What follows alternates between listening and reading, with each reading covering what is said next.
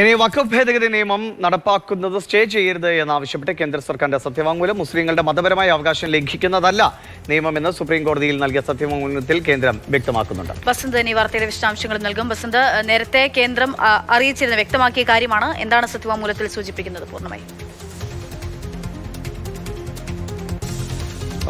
ഒരാഴ്ച മുമ്പ് സുപ്രീം കോടതി വഖഫ് നിയമത്തിനെതിരെയുള്ള കേസുകൾ പരിഗണിക്കുന്ന ഘട്ടത്തിൽ ഏതാനും വകുപ്പുകൾ അല്ലെങ്കിൽ വ്യവസ്ഥകൾ സ്റ്റേ ചെയ്യുമെന്നുള്ളൊരു സൂചന നൽകിയിരുന്നു. ഇതിൻ്റെ അടിസ്ഥാനത്തിൽ അന്ന് കേന്ദ്ര സർക്കാർ വിശദമായ ഒരു സത്യവാങ്മൂലം നൽകാനായിട്ട് അനുമതി നൽകണമെന്ന് ആവശ്യപ്പെട്ടതിൻ്റെ അടിസ്ഥാനത്തിൽ കേസ് ഒരാഴ്ച മാറ്റിവെക്കുന്ന ഒരു സാഹചര്യമാണ് ഉണ്ടായിരുന്നത്. ഇനി മെയ് 5-ന് കേസ് പരിഗണിക്കുന്നതിന് മുന്നോടിയായിട്ടാണ് കേന്ദ്ര സർക്കാർ ഇപ്പോഴൊരു അഫിഡവിറ്റ്, ഒരു സത്യവാങ്മൂലം സുപ്രീം കോടതിയിൽ നൽകിയിരിക്കുന്നത്. അതിൽ ഈ നിയമത്തെ പൂർണ്ണമായും തന്നെ പിന്തുണച്ചിട്ടുണ്ട്. മാത്രമല്ല പാർലമെന്റിന്റെ അധികാരത്തിലേക്ക്, അതായത് നിയമനിർമ്മാണം എന്ന പാർലമെന്റ് അധികാരത്തിലേക്ക് സുപ്രീം കോടതി കടന്നു കയറരുത് എന്നാവശ്യപ്പെട്ടു.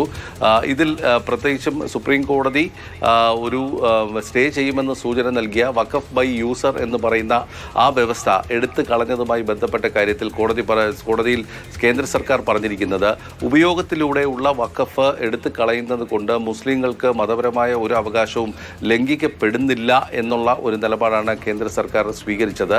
മാത്രമല്ല ഈ നിയമം ഭാഗികമായോ പൂർണ്ണമായോ സ്റ്റേ ചെയ്യരുത് എന്നുള്ളൊരാവശ്യവും കേന്ദ്ര സർക്കാർ സത്യവാങ്മൂലത്തിൽ വ്യക്തമാക്കിയിട്ടുണ്ട്.